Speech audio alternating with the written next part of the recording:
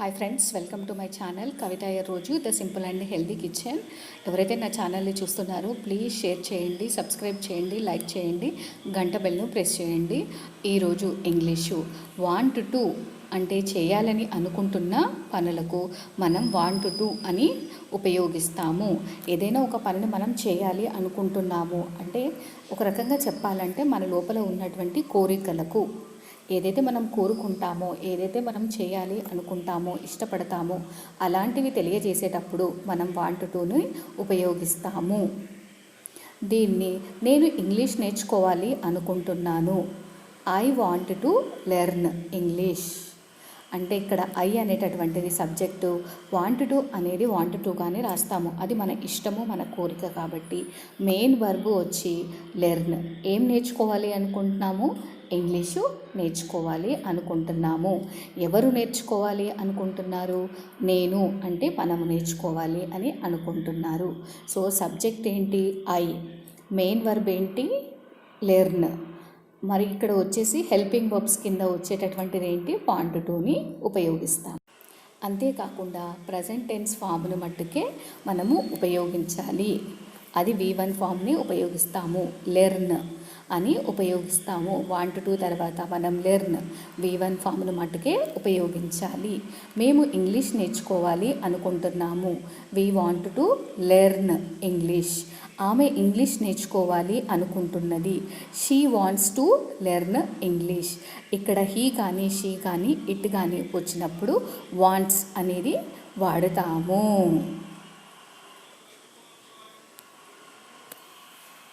వాళ్ళు ఇంగ్లీష్ నేర్చుకోవాలి అనుకుంటున్నారు. They want to learn English.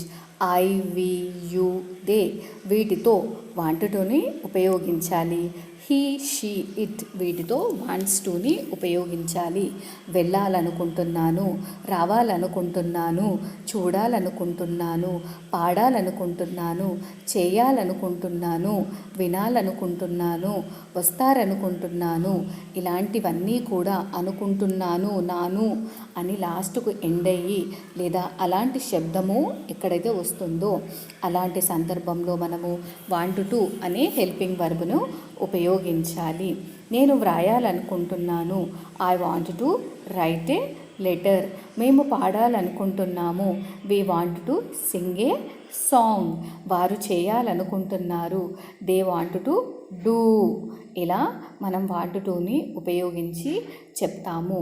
అంతేకాకుండా వాంట్ టు మరియు ప్లస్ మేక్ని ఉపయోగించి కూడా మనము సెంటెన్సెస్ రాయవచ్చు. నేను నీకు ఉత్తరం రాయించాలనుకుంటున్నాను. I want to make you write a letter. ఇక్కడ ఏంటంటే నేను చేయించాలనుకుంటున్నాను, నేను వ్రాయించాలనుకుంటున్నాను. అందుకనే I want to make. I want to make you write a letter. ఆమె వాళ్లకు సంగీతం నేర్పించాలనుకుంటుంది. She wants to make them learn music. మేము అతనితో పాడించాలనుకుంటున్నాము. We want to make him sing. వారు నాతో చేయించాలనుకుంటున్నారు. They want to make me do. నేను అతనితో చెప్పించాలనుకుంటున్నాను. I want to make him tell. ఈ విధంగా మనం రాస్తాము. నేను అక్కడకు వెళ్ళాలనుకుంటున్నాను. Want to go there. మా అమ్మాయి డాక్టర్ కావాలనుకుంటుంది.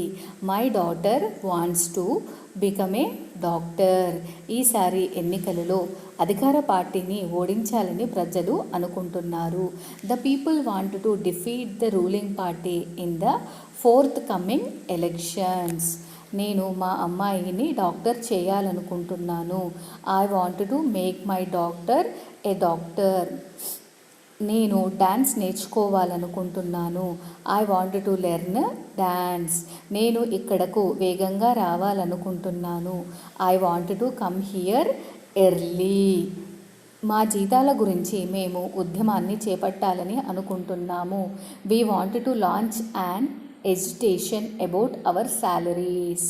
నేను జీవితంలో ఏదైనా సాధించాలని అనుకుంటున్నాను.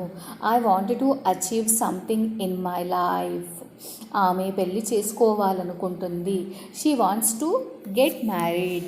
ఈ విధంగా మనము ఉపయోగించి వాంట్ టు మరియు వాంట్ టు ప్లస్ మేక్ను ఉపయోగించి సెంటెన్సెస్ రాస్తాము.